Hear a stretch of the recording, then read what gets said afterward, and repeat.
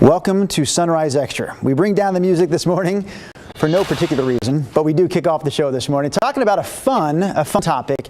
Rod Hill says the most amazing, the most remarkable event that he's witnessed in his lifetime is man landing on and then walking on the moon. Yeah.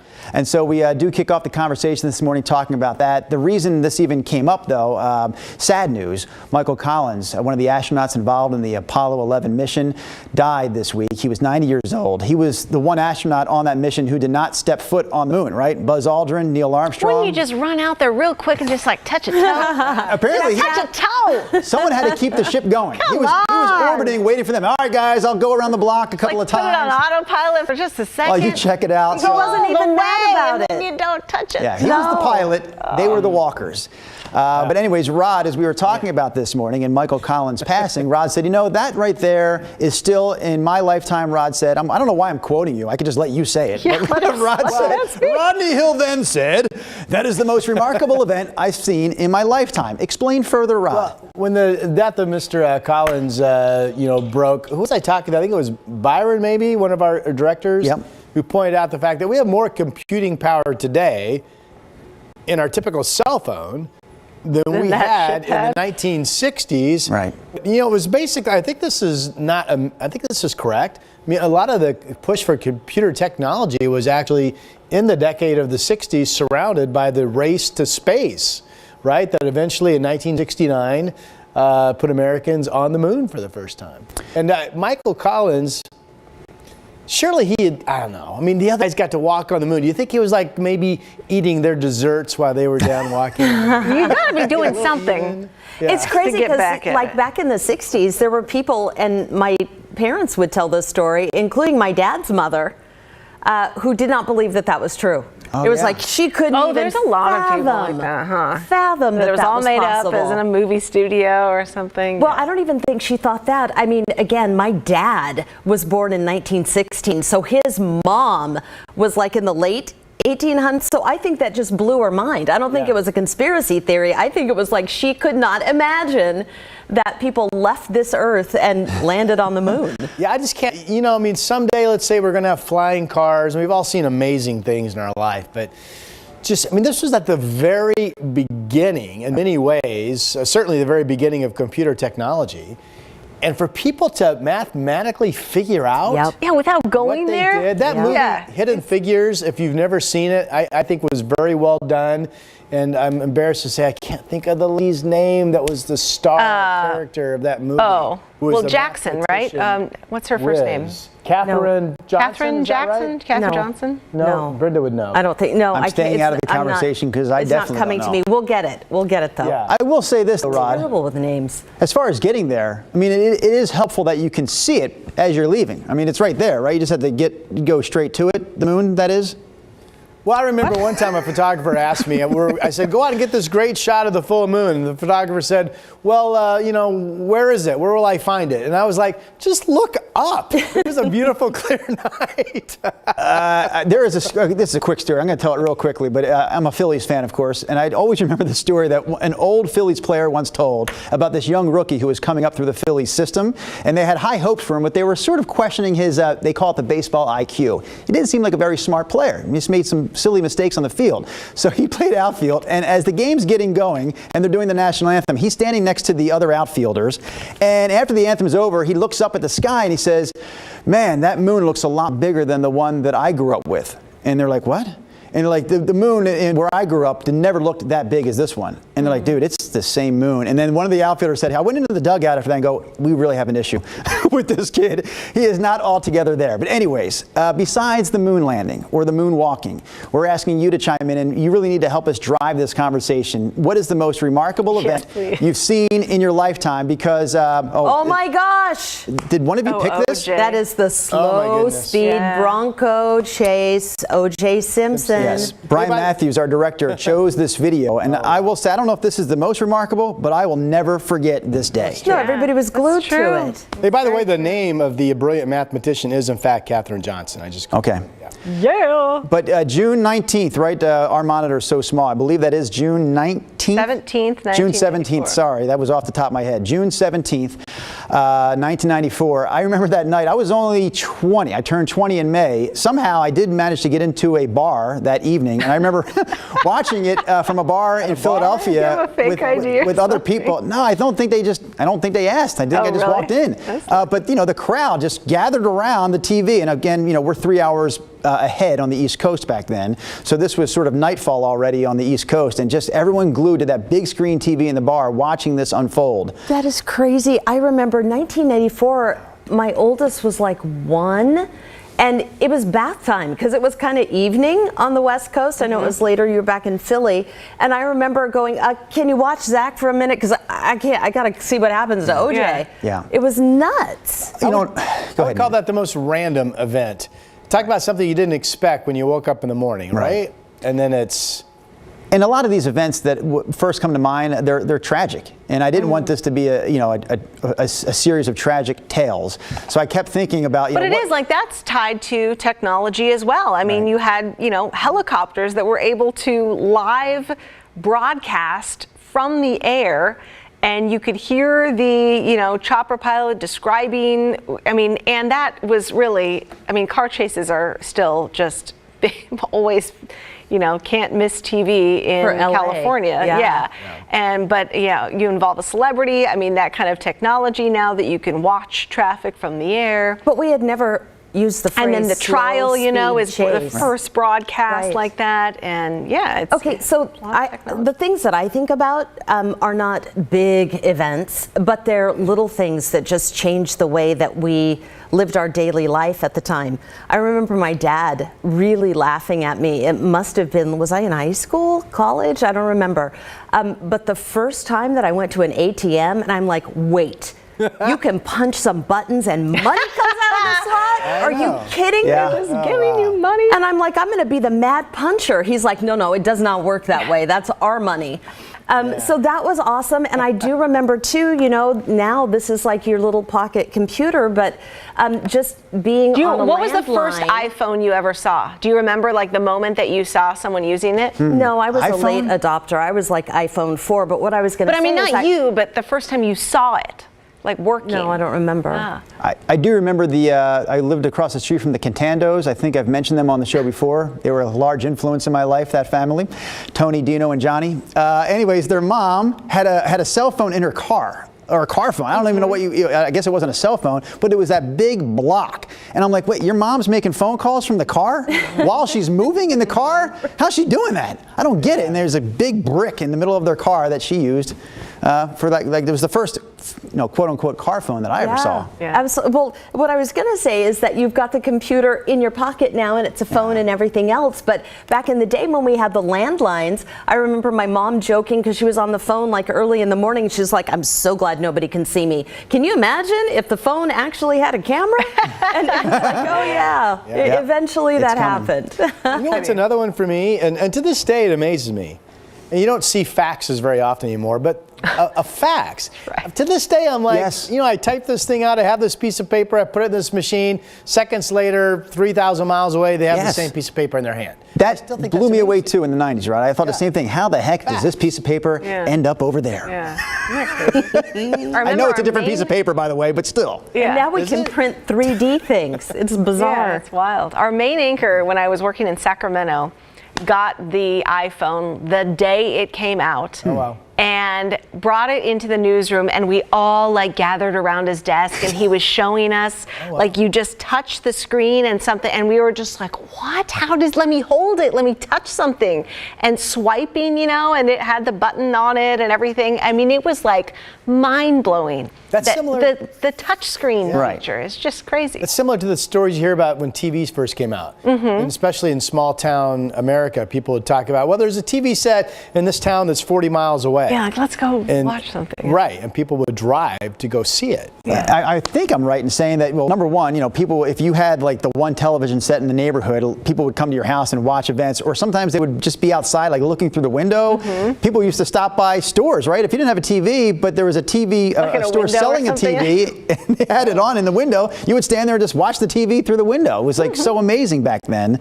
The one event that I don't really want to show video of this morning, but the one event that always will stick out to me is 9/11. And I know I only bring that up right now because a few of our viewers have also mentioned that, Steve being one, Sarah Elwood being the other. I mean, when you talk about just unforgettable events in our lifetime, that is truly one that four of us and others will never forget, where we were, when it happened, how we watched it unfold on TV the way we did. Truly an I don't even know if I want to call it remarkable, but certainly unforgettable. Yeah. Mindy Wolf says, I remember getting our first computer, similar to a phone, I suppose. We were excited we could make a stick figure dance to Turkey in the Straw. Huh. That's her memory. Did you guys read Cascade du Sel? When the Space Shuttle Challenger exploded in 1986, I was in school watching with my class. I will never forget the feeling of realizing what happened. It was early in the morning and the science teacher had us come in early to watch it together as a class. Had that same experience. The first teacher. Yeah. The first teacher in space. Krista McAuliffe. Krista McAuliffe. Yeah. Producer Brian was just saying also the Shuttle Columbia, when it, came apart. That was also shocking. I think that was on a Saturday. I remember not being at work, but getting up and it was all over like cable news. Right. Yeah, the Challenger, I had that same experience as Cascade, 6th grade. Again, being on the East Coast, it was just before noon. So it would have been just before 9 o'clock on the Pacific coast, and it was just before noon. We were getting ready to go to our lunch break, and the teacher, we pulled everyone into the classroom, and I think another classroom joined ours because there were limited TVs in the school, and everyone's excited, and then how that mood changed. And I just remember my 6th grade teacher, Mrs. Smith, crying in front of the classroom as that unfolded. I think she realized before some of us did that, what happened was completely tragic. I thought of the Challenger, I thought of 9/11, and I thought, what can I think of that's not I have one. such I have a good one. Go ahead. Okay. From YouTube, all our folks watching on YouTube. I'm Just Me Karnowski says, I remember Super Bowl 49ers winning when I was a kid in California. The neighborhood went crazy. You can't remember what exact year it was. Well, there were 4 years in the 80s when the Niners won, so you know that. There you need to get a little more specific, I guess. Paul R. on YouTube says, I was a kid when the Blazers won the championship in 77. that was a good one. Yeah. That was a huge one. I thought it was funny to see Howard Wright mention, Brenda, that he says one of his first memories of you on Channel 8 was during coverage of the O.J. Simpson chase. Oh, isn't that funny? I know you probably weren't live on the air that evening, but you were probably talking all about it the next morning, right? No, absolutely. And also all the Tanya Harding stuff. Oh, yeah. I mean, that's when we were on the air nonstop. It was like high drama.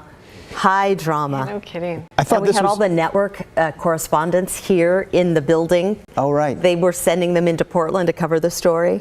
Our former news director, Rick Jacobs, told me before he retired, he said that to him was probably the biggest local story during his, whatever the years were, 20 years of leading the newsroom or being in the news business in Portland. He said just because, like you mentioned, Brenda, it was a very local story twists and turns and that had such national and world attention with all the coverage and people flooding here to cover it. And then it became an Academy Award-winning film. Yeah. Right? Which was a great movie. Margot Robbie. Did she win for that?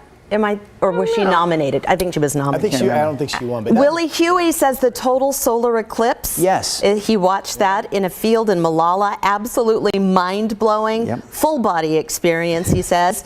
Impactful moment I'll never forget, and I can't wait to go see my next one. Willie, I'm glad you brought it up. I'm glad you read his comment, Brenda, because he's one of several who mentioned that solar eclipse. And that is, that was a remarkable day. I saw it down in Salem. Sitting next to Joe Donlin and Tracy Berry at the time, covering that event for KGW that day. Now here's one. I said I wanted to find one that was like a positive, something that made me feel good, and I know that you're not going to relate to this. Before we show the video, Brian Matthews and Brian Folsom, I'll try to get the women interested in this. Rod, I know you'll love it. 1988. I'm at home by myself watching Game 1 of the World Series in 1988. The Dodgers are taking on the Oakland A's. Who cares, right? But the Dodgers are losing this game, and they really have no chance of winning now because the best pitcher on the A's is in the game to close out the 9th inning, and the Dodgers are running out of options, so they send up a pinch hitter named Kirk Gibson, who is a great all-time player, but not at that moment because he had two very bad knees. Like one was terrible, and the other knee was worse. Oh, so he didn't play in the game, but they brought him out there to pinch hit, and he basically hobbled up to the home plate.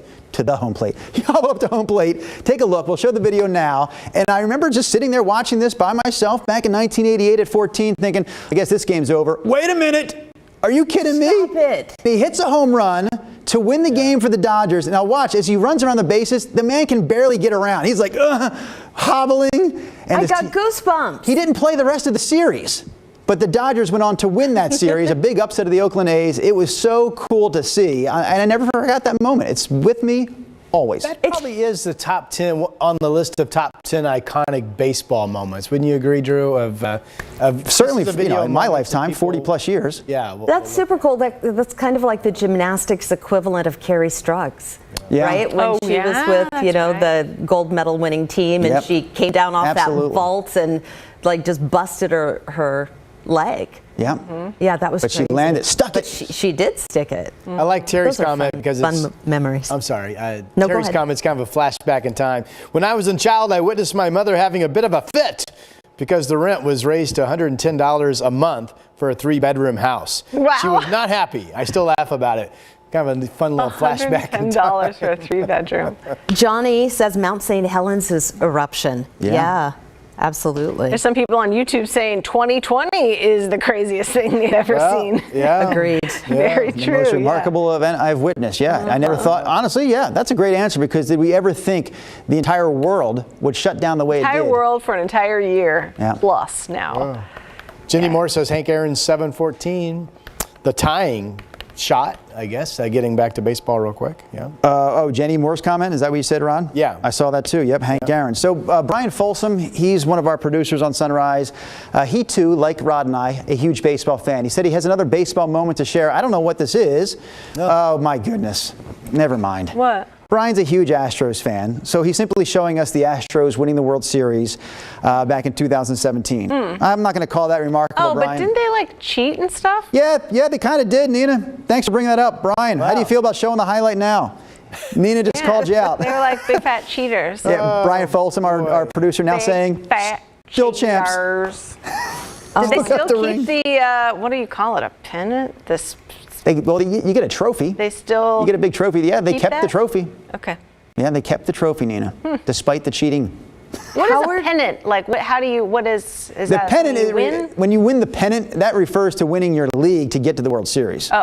Yeah. And it's not necessarily a physical thing as much as it is this thing that you chase after to get to the World Series. Okay. You won the pennant. Okay. Yeah. Howard Wright remembers the plane crash that happened on Burnside in Portland. When was I was like, that? gosh, I don't I don't remember remember that. So I had to Google it, Howard. 1978. The headline from the Oregonian is 1978 plane crash into Portland neighborhood killed 10, allowed a prisoner to escape, and haunted the pilot. What? So yeah, How big of a plane? it was a DC-8. What's that mean? Well, Is that it's like a commercial airplane or like yeah, a it Cessna? doesn't. Yeah, no, no, it's not. It looks a little bigger than a Cessna, but it's not super big. It's not like Okay, like a major private plane. airliner. Yeah. Okay. Well, is it? You're asking me. Oh, it's a United Airlines flight. So they did Oh, fly dang. it a DC-8. It doesn't look that big though from this angle, but hard to tell. I'm looking at a black I don't and know white my photo. plane models. I apologize. Again, if we're going to play by the rules of the day, it's most remarkable thing you've ever seen. I'm thinking I have memories of certain events, but they weren't necessarily remarkable. They just were memorable.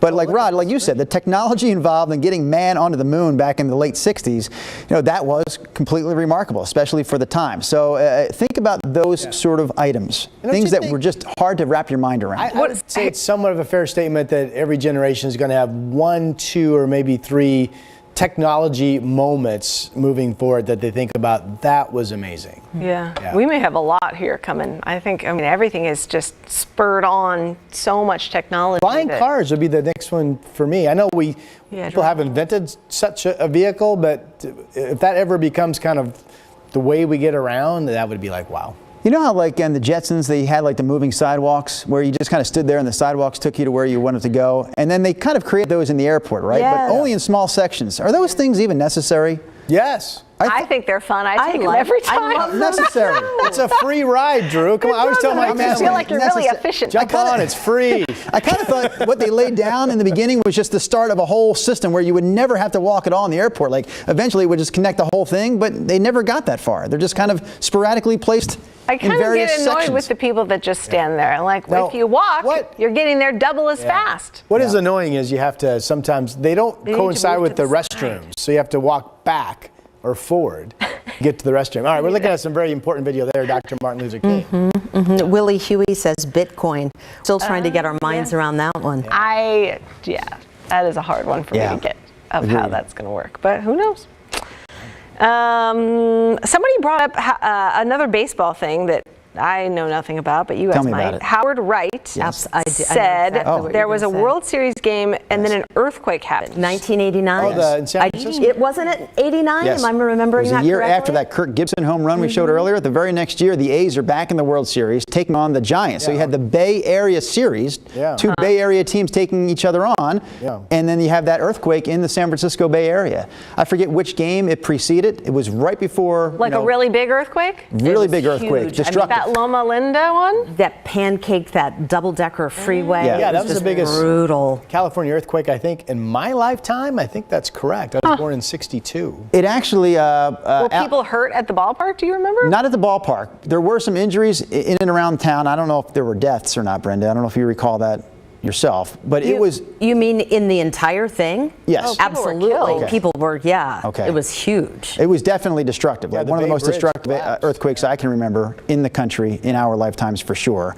It's associated with that World Series, Nina, because we were going on live. I think it was NBC covering the You World guys are Series quick with back this then. video, yeah. And just at the beginning of that broadcast, you know, if it started at 5 o'clock Pacific time, at like 5:01, Al Michaels was doing the play-by-play that night, and he's talking, and then he just kind of stops and says, "Hold on, it gang, happened I think we that just fast. experienced an earthquake." And then I think of that, Al Michaels being part of that game, which reminds me of another. That dude has been around a long time. Yeah, truly remarkable experience. The 1980 U.S. hockey team defeating Russia. I watched that. And that is a remarkable accomplishment, again, on a sporting sense, because no one gave anybody in the world a chance of beating the Russians that year. They were just a super team with superpowers, so to speak, and this little team from the United States knocked them off. Miracle on the ice. Yep. Okay, let's leave it on that positive Bye, you guys. note. We'll see you tomorrow. Yeah, have a great day.